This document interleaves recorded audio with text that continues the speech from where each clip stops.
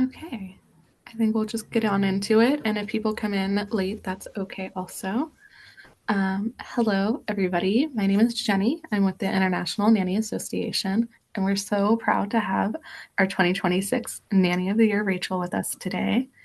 The INA hosts webinars every single month, and the live video is free for anybody. They do not have to be a member, but members' benefit is that you get access to the recording if you can't make it to the video when it's on live.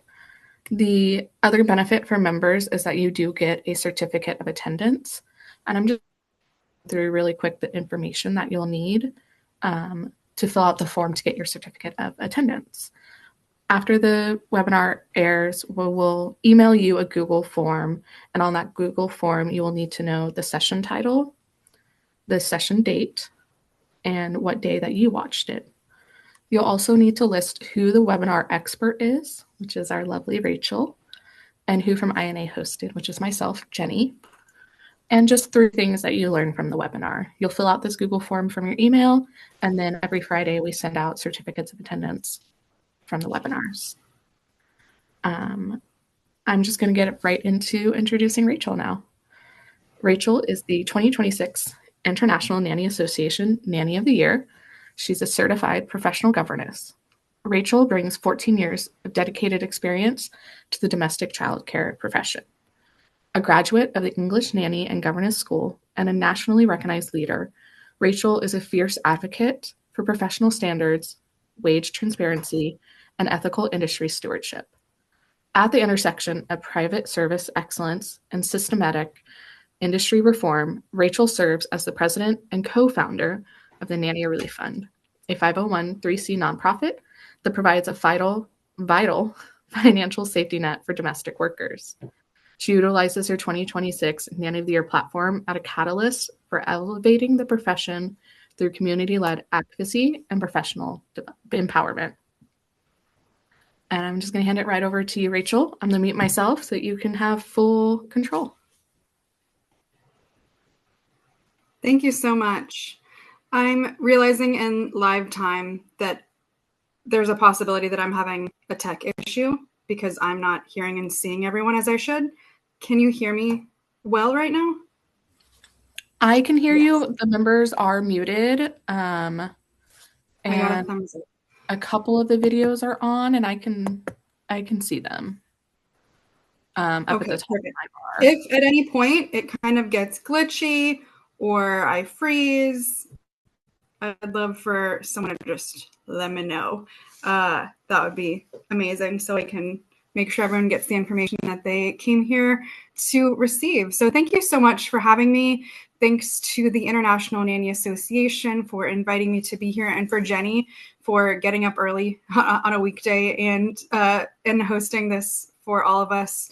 If you are watching the recording, I'm glad you're here as well. I know not every time works for everybody, and that's why the INA really works to have webinars on different days and at different times so everyone can access education when it's convenient for them in their life. I wrote out a little bit of an outline for me to follow because, frankly, I need it. So if you see me looking down, that's what I'm referencing. And so the first question that we figured was just sort of a background on me.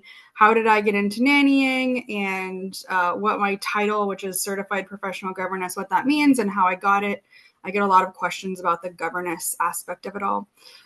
So I went to a 4-year university, and then when I graduated, I worked for 1 year with Big Brothers Big Sisters, which is a nonprofit that matches adult mentors with at-risk children. And so that was really meaningful, but it was behind a desk. And I realized quite quickly I was not built for work behind a desk. So then I was crazy and moved to China for 1.5 years and taught English to college students in China. And that was an amazing adventure. And I loved the unique experience of that.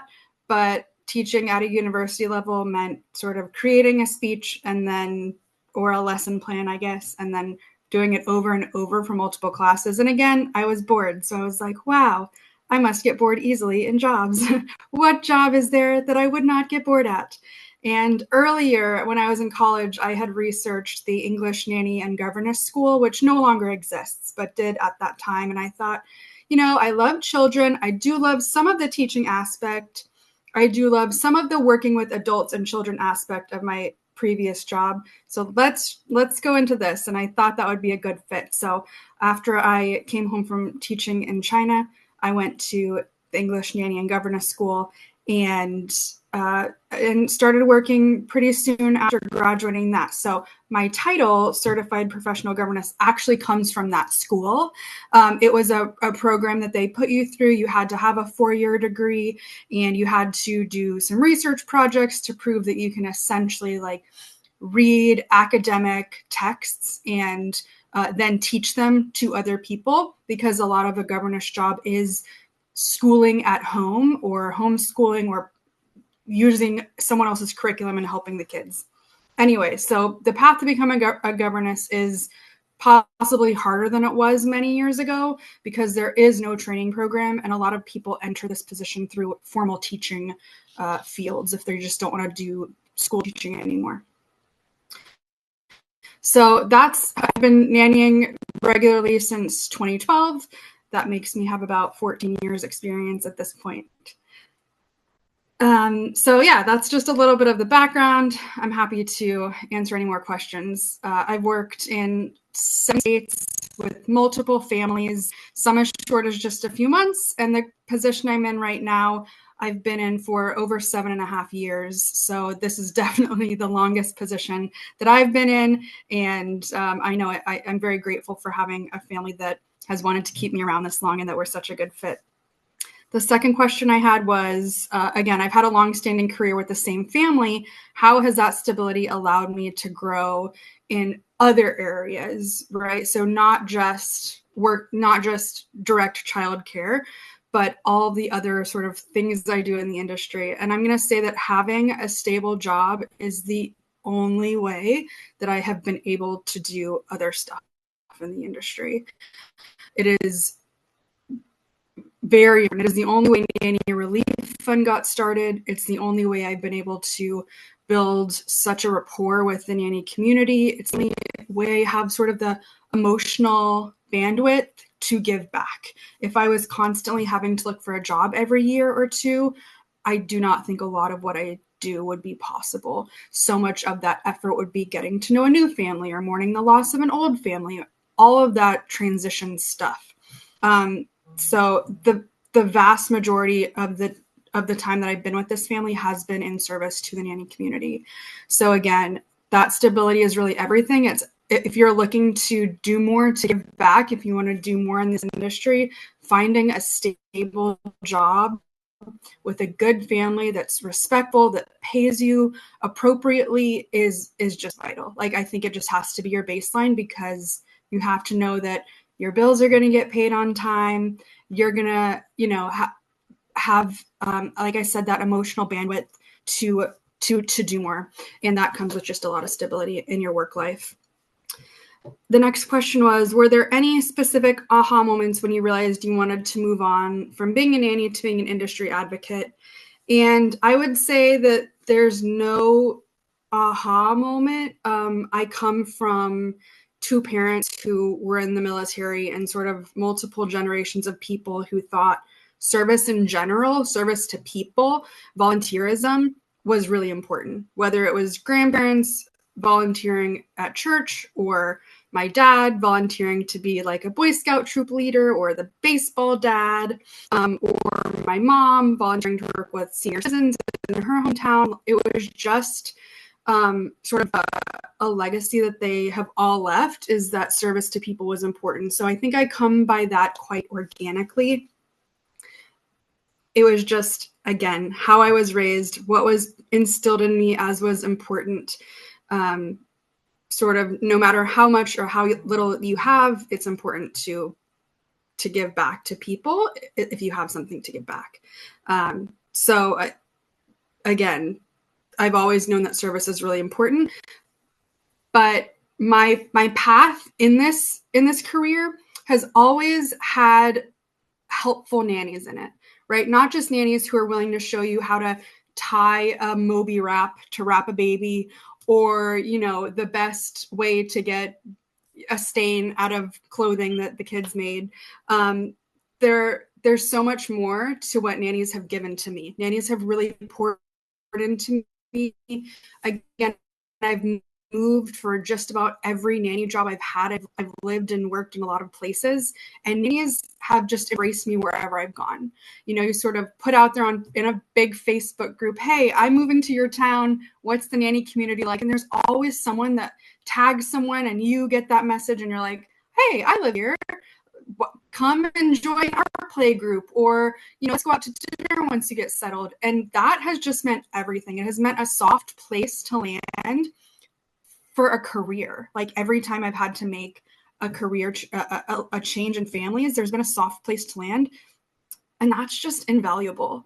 And so my goal was to give back a little bit to that idea of building community for other nannies who don't have that to be in, to talk about problems with their employment or share joys in the employment. So my nanny kids have built-in nanny kid friends, especially when you are nannying littles who aren't going to any sort of formal programming during the day, like a daycare, Mother's Day out. One of our jobs is to make sure they have social interactions. And so having nanny friends who I respect, and I know the way that they are raising their nanny kids, like we can have those play dates, we can have those celebrations, those holiday parties. And I know that my nanny kids are going to have a great time growing up with these kids. One of my nanny kids now, just this past spring, was on a baseball team with another boy who he met when they were little, babies, toddlers. We're going to the same little holiday parties, hadn't seen each other in years because they've been in school for several years, and all of a sudden met back at the baseball team. And it was so funny when I put the pieces together, and I was like, oh my gosh, you're so-and-so's dad. Look at this picture of these two boys when they were two, like roaming around in one of those little Tonka cars. And it was, the boys just thought it was, they didn't remember, but they thought it was hysterical. And for me, it was just like, wow, I get to see these other kids grow up that I've loved, and you guys have this connection. So making those connections for our kids, I think, is super valuable to the family. One thing that I sort of sell myself on when I'm in interviews is my connections, is my network. You know, if a nanny says, hey, I need someone who specializes in sleep, I'm like, listen, I'm not a baby sleep expert, but you betcha that I know one or 10 because of my connections with the INA, because I go to industry conferences, because I have local nanny friends if they want someone local to come into their home to help with sleep or what other issue. So really having that network and building that network is not just for the industry, it's also for me to have these connections. So yes, no aha moment, just sort of a desire to give back to people who've really enhanced my life as well. So next question, for a nanny who is working 50 hours per week, what are some ways they can start giving back to the industry? Great question, because it is hard, especially when you're with babies and toddlers, young preschoolers, and really by the end of the day, your energy is expended. You have given all you can. You come home and collapse on the couch. I know what that is like. And, you know, 50-hour work weeks or even 60-hour work weeks are very, very long.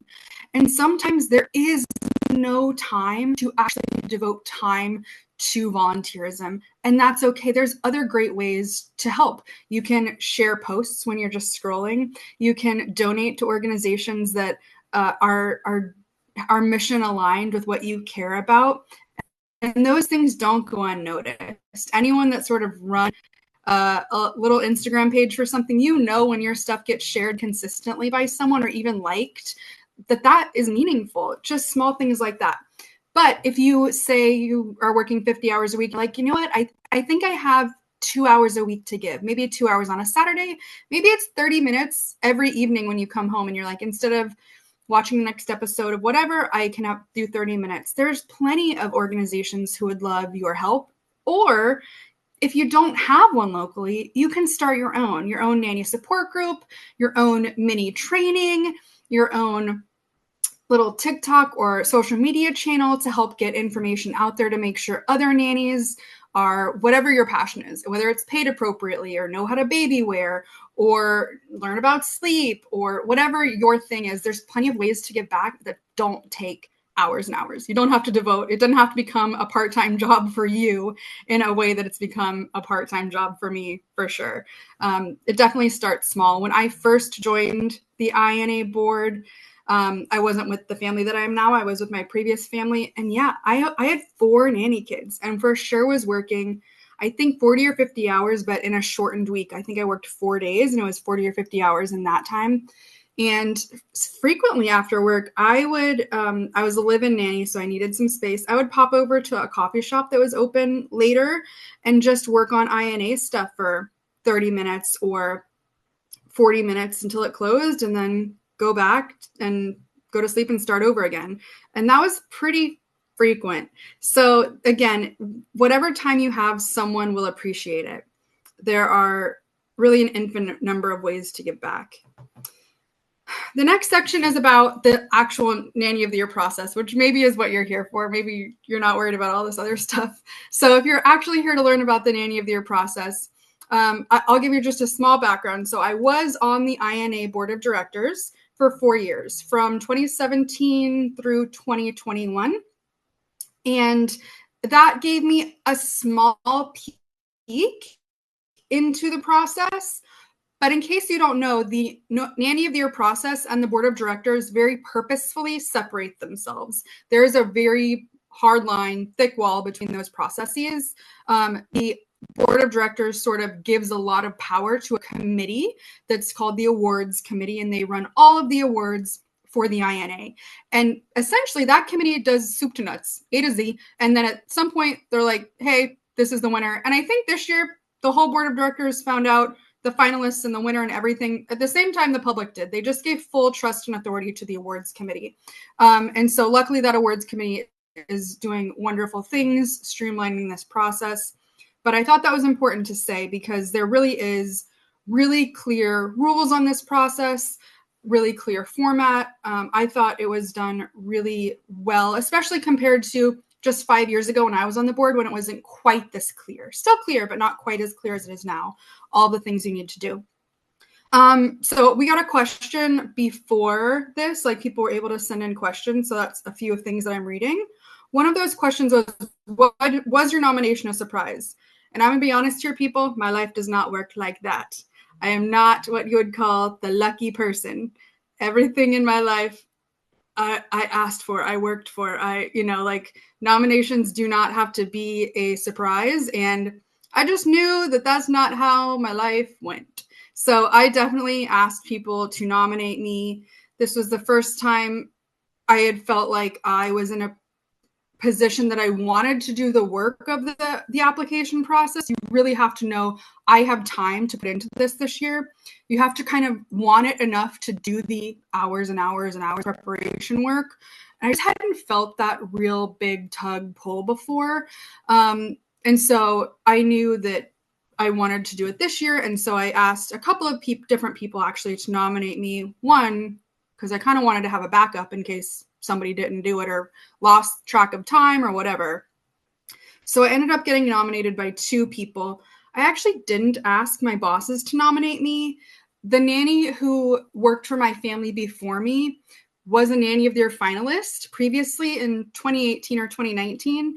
And I don't know, just knowing that felt really awkward to ask them to nominate me. So they didn't know anything until I asked for a recommendation letter way later on.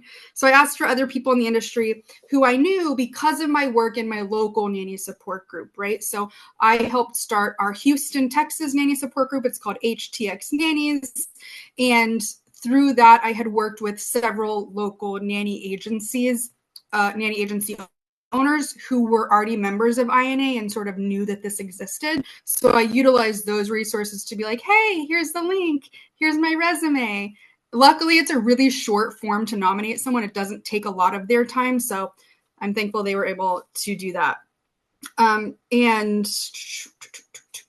Also, I thought it was important to note that since we have some members, INA members in this group, and plenty of INA members who will be INA non-members who will be watching this recording, you do need to be an INA member to win and sort of go through this process, the nanny of their process, but you can get that membership at the very beginning. You don't actually have to be a member, or if your membership has lapsed for a while, as soon as you hit that nomination form, you can sign up to be a member at the same time. So if you think, wow, I think I could do this, but I haven't been a member for a year or 2 years, whatever the old school nation now.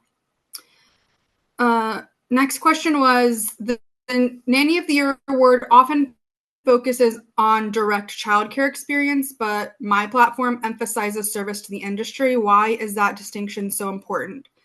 So I think I'm a good nanny. I went to nanny school. I go to the trainings. I go to the conferences. I'm sure I do a good job. My employers say so. Okay, like the nanny stuff is great, but I was never going to be TikTok famous for my craft of the day or for learning every specific thing about baby gear and strollers or I really didn't have a super specific interest in like infant sleep. For me, I think nannies are the best people in the world. Like, that's the caption, right? I think nannies are the best people in the world. We do the most important thing in the world. A big part of me loving the industry is loving nannies. And of course I love kids. We all love kids. Like, that's just such a baseline thing here. But I love nannies too. And so I always wanted to make sure that nannies have the best access to getting paid what they're worth, to getting the respect and living with the dignity that they deserve. So I knew that there was no way that it was going to be like, she's Nanny of the Year because she's raised 27 perfect children who all get into Harvard. Like, my kids are great, but they're kids, like there's no one way to be a perfect nanny. And that was never going to be my story. Again, I believed in my level of service and the things that I had done in the past several years and giving back and the things that I'd helped start build or grow. And so I thought maybe if there's a possibility for me to win, again, it wasn't going to be on a picture perfect Mary Poppins nanny story. It was going to be the service into this industry and with nannies. So again, that distinction was important for me personally because that's what I had. Your story, or if you're interested in becoming Nanny of the Year or going through this process, your story may be really different. You might be like, actually, I am a nanny gear expert and I teach a lot of people about nanny gear and this is really important to me. That's amazing. You should definitely lean into that. Whatever you're passionate about is going to convey in this process. It is going to come across to the committee who reviews these applications, which again is different than the awards committee. The people who review the application is sort of this secret group of people. You don't know who they are until it's all done. And in an ideal world, you don't have any personal connections to them. They sort of email you this list of people and they're like, do you know any of these people professionally or personally? And they have to answer the same questions about you. So they try to pick and choose people to review the applications who don't have any overlapping personal backgrounds with all the candidates. So again, they're going to be able to see in your portfolio what you're passionate about. So definitely lean into what that is. The next question is, reflecting on your application, what was the most challenging part of articulating your impact on the profession?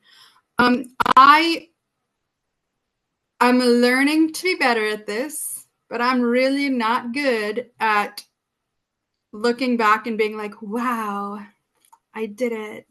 I just am not good at that. Like, for me, unfortunately, one thing that I do is just sort of the base step to the next thing, right? It's like, oh, I did this. Of course. Yeah, that's just the floor now. That's just what I have to build on. There's very little looking back, stepping back and being like, I actually did so well. So if you already have that going for you, if you can look back and be in awe of the incredible things that you do, you already are one step ahead of where I was at the beginning of this process. So again, that it was difficult for me to articulate any kind of impact. I really had to just kind of lean into some facts and just be like, well, these are the numbers. We've grown our local nanny support group from a few people in one house to this big of a Facebook group. And we've done these events and we've trained this many people at our International Nanny Training Days. And with Nanny Relief Fund, we've impacted this many nannies' lives with grants. So I really just leaned into facts. And, but if you already can, brag on yourself and uplift yourself, I think you're one step ahead of the game. That was a difficult part for me. Finding balance between humility and the confidence to stand as a representative to the industry. Yes, it definitely was. In the application, pause. I didn't grow up with the mind of like, a closed mouth doesn't get fed. I think that's like a phrase that a lot of kids grow up with. Like if you don't say I'm hungry, then no one's going to come along and feed you. It's essentially what that means here is if you don't say, no, I'm amazing and here's why, then no one's going to give you an award. That's really difficult for me. So I really had to, again, kind of gum up some confidence to be like, I'm amazing and here's why. Because that was just a hard part for me. Things you would have done differently or started sooner for this process. Interesting. Let me time check. Okay. Okay. Vulnerable moment. After I was nominated, you get an email that's like, congratulations, you've been nominated. Here's a link to sort of this information you need to fill out. They do it through Canva. Hot tip. I don't even know if I'm allowed to say this. Hot tip. If you don't know Canva and you're like, no, I'm going to be Nanny of the Year next year, just like start poking around in Canva, because I feel like my having a decent knowledge of Canva helped. Like it eliminated one barrier because you build, again, like they really set it up for you. Essentially all you have to like type and insert pictures, but it's easier if you already know how to do that in Canva. If you've never used Canva, then you have to learn something else before you can even start. Anyway, back to what I was saying. They give you this Canva link to insert all this information in, to type all your essays, to upload all of your certificates. They give you, I would say, 8 weeks to 10 weeks, maybe 10 weeks to fill all this out. I was just like, there's no way I'm going to win. I'm not going to even try. I didn't start until 4 weeks after they send it. And they say, please open this link to make sure it works for you. And I was like, it works. I didn't even open the link. I was just like, there's no point even trying. Anyway, working on that internal voice, working on that internal monologue is important.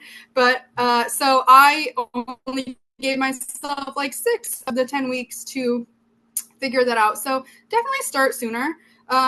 It ended up taking over my life to be able to finish in that kind of time. Also, one thing that if you are thinking about doing this, you really want to start collecting all of your documentation. Like my, Nanny Palooza 2014 certificate was over here in this drawer. My leadership award for this was over here. My, INA credentialed nanny test certificate was over here in this file. Like start compiling that and digitizing it. So having access to a scanner was actually really helpful to me to have in my home because I was doing a lot of this after work.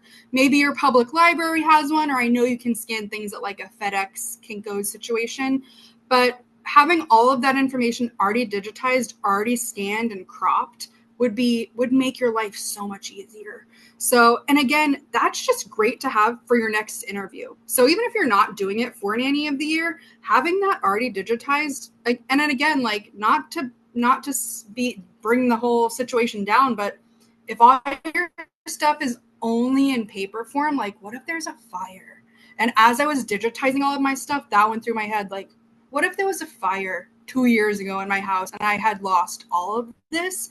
Like, there's no way to recover that. So just digitizing some of those important documents to you, just general tip, like in general, yeah. Or even this, right? You can get a certificate for attending INA webinars. Request them. I honestly still never do. Like, I just don't think to request them, but do it. It doesn't take a lot. Jenny explained the process at the beginning. You may as well. All of those certificates are going to help your portfolio. What was your favorite part in the process of creating the portfolio? I don't know that there was a favorite part while I was doing the work, but at the end, you're incredibly glad you did it. Like the completion of it, the sending it in, knowing I had done my best, I had reviewed it a million times, knowing that everything was digitized, and even if I wasn't a finalist, if I didn't win, I knew I could save this big file, and that would be really helpful for my next job search. That was worth it to me. So we got a question in the chat that was like, is being nanny of the year worth all of the work? One, simple answer, yes, definitely. But two, it would have been worth the work, even if I wasn't a finalist, because to have all of your essays, all of your recommendation letters, let me talk about that in a second. It is worth it to do this process, even if you get nothing out of it, even if there's no finalist, there's no award. So I would say, like, it's just a really incredible process at some point in your kind of the middle of your career, to be like, wow, look at all I've done. You don't realize it as you're going to conferences, as you're collecting webinar certificates, as you're going from job to job. You don't realize the impact you've had, but having it in black and white in front of you makes you realize the impact. And so the process was most definitely worth it. And before I kind of work on this last section, I did want to talk about references, recommendation letters. There it is. An important part of the portfolio is recommendation letters. You can submit up to 5. And then in addition to that, up to 3 that they can call. So that's 8. I'm going to be just super honest. One of my recommendation letters was also one of my calls. So I had 7 total recommenders, but you can have 8. Again, 5 written and 3 they call. That's a lot of people. I also didn't start this process until I knew I had that many recommendations. Again, you don't have to submit 5, but in my opinion, if they're asking for 5 letters, you got to submit 5 letters if you want a chance to win. If the essay is right up to 250 words, you got to get really close to 250 words, because every single sentence is going to matter when you're being sort of compared to the other best of the best people in this industry. You really want to make use of every word, every single page you can possibly upload. I think there's something like 14 or 15 little slots you can put a certificate in. You want to just max it out, right? You want to max out your possibility to get as far as you can in this process. Asking for letters of recommendation was the single hardest part of this process. More than opening up the Canva thing, more than trying to brag on myself. I just don't like to ask for help. Again, working on it. Sorry. Not perfect, but asking for letters of recommendation really was tough for me. But it wasn't tough for the people who wrote the letters. Everyone seemed really happy to write them. I was like, I just gave you work that does not benefit you at all. Why are you happy about this? And one of my people that people could call, one of my reference calls, she was like, it seems like we're on a team. Like, do you not feel like we're on a team? Because I see you every week in this capacity. This person happened to be like a tutor, okay, that I interacted with. She was like, if you win, I win. I would hope it's the same. If I win an award, you're happy for me. Like, there was a sort of misunderstanding of like, why would you think I wouldn't want to do this for you? And I didn't see it that way. I felt like I was giving people work to do that they didn't want to do. And none of my references thought that at all. I got really beautiful reference letters when I got them. I would read them and cry. And again, that part makes the whole thing worth it, whether or not you win. So I think there are questions in the chat. Let me get through what I've got and then see how much time we've got left. 2026 INA, what do you hope to achieve during your tenure? I had always said, even in the letters that I wrote to the committee, that this wasn't what I called the cherry on top of my career. It wasn't like a trophy at the end. It was just a reinforcement that what I was doing was good and worthwhile, and that and inspiration to move forward. So my goal right now is to help take stories of domestic workers, particularly nannies from all over the world, and share them. I try to share them on my social media platform. I care a lot about domestic worker rights because we have to make systemic change in this industry. It's not just one person at a time. That is meaningful. But in order for us to make systemic change on a global level, we need to know that the problems that we, as mostly nannies in the United States have, or nannies in Western countries have, are the same problems that nannies in other places have, are the same problems that nannies who are Filipina but work in Singapore as nannies, like, they have the same issues that we have. Often, sometimes different, but there's a lot of similarity. And the more we can lean into the fact that globalized changing of mindsets around domestic workers is important, the more we're going to benefit as well. So that's what I wanted to achieve, is just getting these people's stories out, helping unify us around the world. How do you see the role of Nanny of the Year changing over the next decade? I don't know. I know that it's already changed a lot. Again, I think that the people that will win this award in the next future years will also have to have some degree of service or specialized knowledge and try to give back in some kind of way. The past several Nanny of the Years have also been community organizers. Again, you don't have to be the leader or the developer, but you're giving something back to your local nanny community, or you've started your own little nanny agency that is, hyper local to you, where you're spreading the good word of, industry standards to all of the families you act with. And so I think that we'll probably see that as a trend continuing.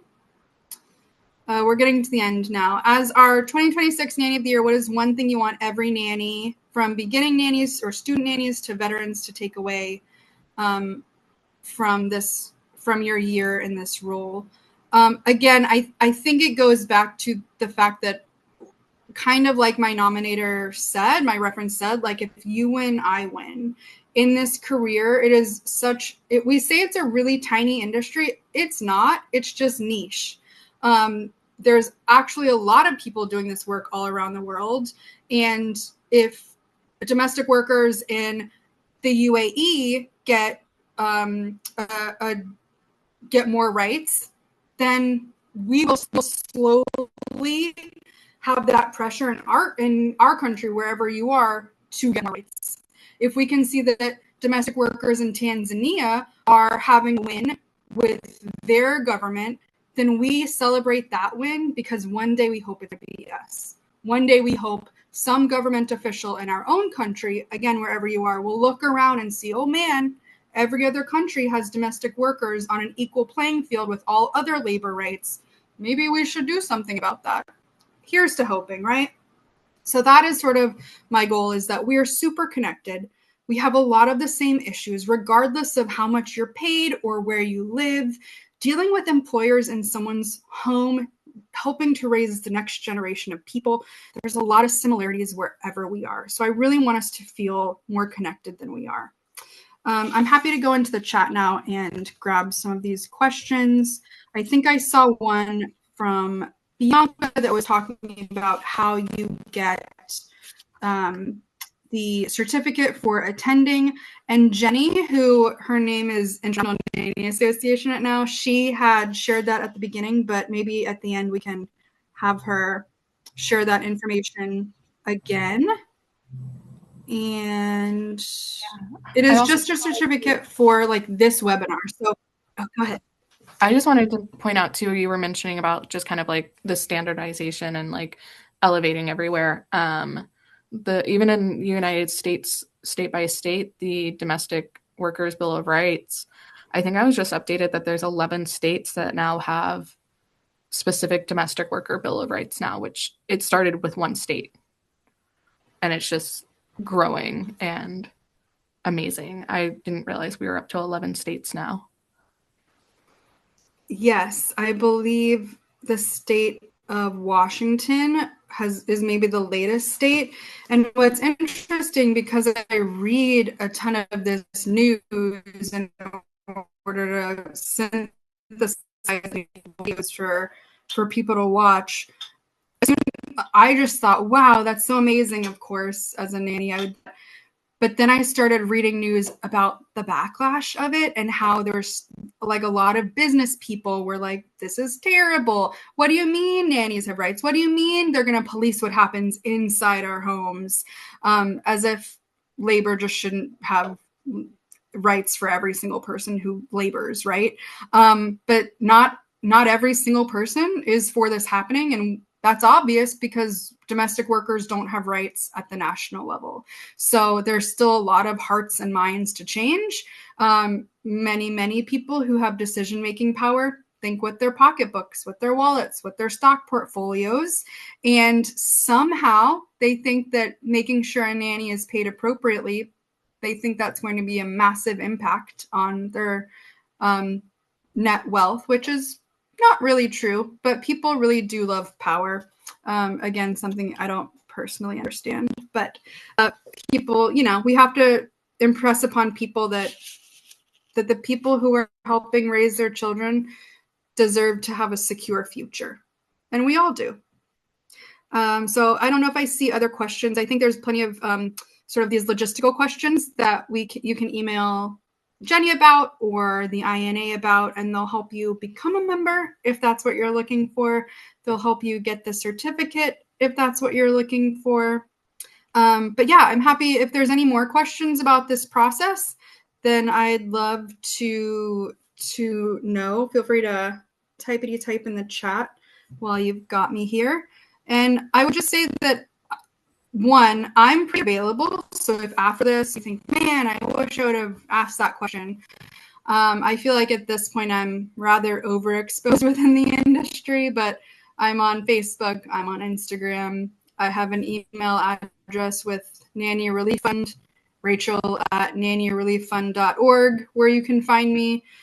I have every single notification on my phone on, unfortunately. I love it when people are like, all of my notifications are off. I'm like, wow, how peaceful. But no, if you Facebook message me, it will pop up and I will probably answer you right away. Unfortunately, that's just, yes, I am free actually right now.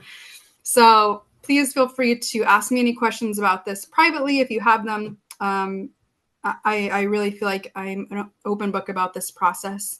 It seems a little not secretive, but maybe like you don't have all the information before the process starts. I will say that the web page, I think if you just Google like nanny.org, nanny of the year, that first web page will pop up, and it has a very detailed process of what's expected from you. You shouldn't really have a lot of surprises going in if you read that one singular web page before you either ask someone to nominate you or decide that you want to be a part of this process, start dropping hints to your nanny friends to nominate you. Read that page and it will really enlighten you about what it takes, what the portfolio needs to contain, and just to make sure you set yourself up well. People who've done this multiple years in a row, God bless you. Because I don't know if I would have it in me to do this whole process again. I think you can reuse a lot of your same stuff, but I think I just know it would be difficult to do year after year. So you really want to try to set yourself up for as much success as possible the first time, because it is such a time-consuming task. During like fall holiday time, which is already busy for everyone, the vast majority of this work happens in October, November, and December. And that's just such a crazy time for everyone anyway. So yeah, work on setting yourself up now, digitizing your stuff. making sure you identify who can be references or a nominator for you. Make sure you're an INA member. Maybe come to some of these webinars, more of them, so you can really feel involved in the community before you set out on an adventure like this. And it has been an adventure. All right, so I think we're right at time is my best guess. I was given 45 minutes. I think we're there. Jenny, feel free to close us out if you want to. Yeah. If anybody had any questions in the chat or unmuting, they can do that. But like you said, I love that about you. Even before you were Nanny of the Year, you were extremely approachable online. I had messaged you multiple times before I was even on the board about stuff, and you're extremely approachable. I love that about you. So, alrighty. And again, to get that certificate of attendance, it will be sent to you in an email. It will be a Google form, but it is only available to current INA members. If you want to become a member, you should have a login for the INA website now because you did register for this webinar, and you can go pay for your membership there and then be able to get the certificate of attendance. And if you have any questions, email myself and I will walk you through it. Thank you everybody for coming. Thank you so much, Rachel. This was amazing. You really broke it down really well. Thank you. Bye.